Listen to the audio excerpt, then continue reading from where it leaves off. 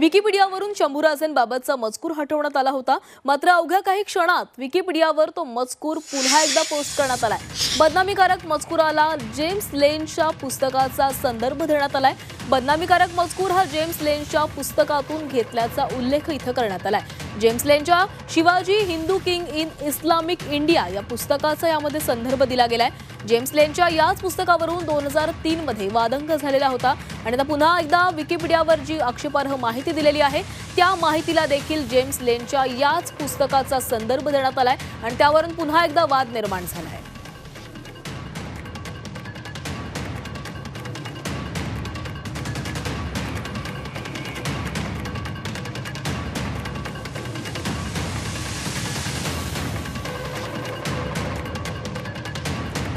तर आपल्यासोबत अधिक बोलण्यासाठी सायबर तज्ञ अनय जोगळेकर जोडले गेलेत। अनयजी, आपण बघितलंय बदनामीकारक काही माहिती जी होती शंभूराजेंबाबत ती विकिपीडियावर टाकलेली होती, ती काढली गेली, मात्र ती पुन्हा एकदा पोस्ट केली गेलेली आहे। सर्व प्रेक्षकांना एकच प्रश्न पडलेला आहे की विकिपीडिया नेमकं कसं एडिट केलं जातं?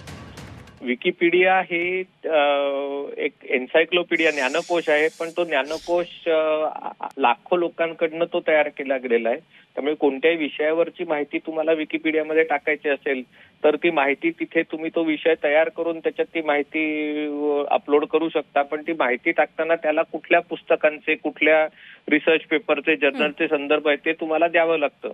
आणि तुम्ही टाकलेली माहिती जर कोणाला चुकीची आहे असं वाटलं तर त्याला तो आक्षेप घेऊन त्याला त्याच्या माहितीचा संदर्भ वगैरे देऊ शकतो।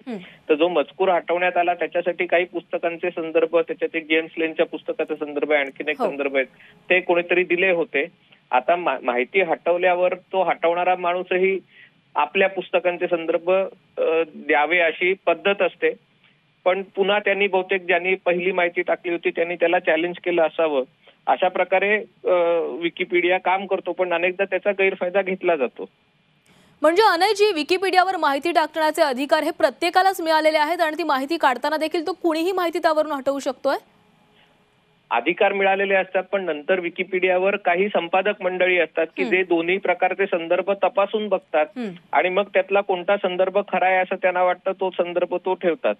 आता या बाबतीत असं अनेकदा असू शकतं की जी माहिती पुस्तकांमध्ये किंवा अशा याच्यात उपलब्ध आहे तीच जर चुकीची माहिती असेल आणि ती असत्य आहे हे सिद्ध करणारं त्या तोडीची पुस्तकं लिहिली गेली नसतील किंवा ती पुस्तकं मराठीत असतील किंवा हिंदीत असतील आणि ही माहिती, ही पुस्तकं इंग्रजीत असतील तर ती माहिती असत्य आहे हे सिद्ध करणं शक्य आहे, पण ते थोडं वेळ खाऊ असू शकतं। त्याच्यामुळे कदाचित हे झालं असावं, कारण ती माहिती चुकीची आहे हे सिद्ध करायला जी योग्य माहितीचे संदर्भ असतील ते कदाचित मराठीत असल्यामुळे।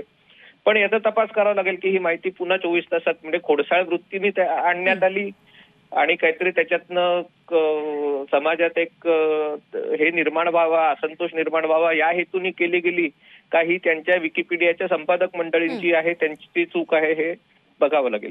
अनयजी, म्हणजेच बघा, विकिपीडियाचा उपयोग हा कोट्यावधी लोक करत असतात माहिती मिळवण्यासाठी, आणि जर विकिपीडियावरील एखाद्या माहितीवरून जर असा वाद निर्माण होत असेल तर विकिपीडियावर ही माहिती टाकताना कुणीही ती माहिती टाकू शकते, त्यामुळे त्यावर काहीतरी निर्बंध असले पाहिजेत असं वाटतंय का?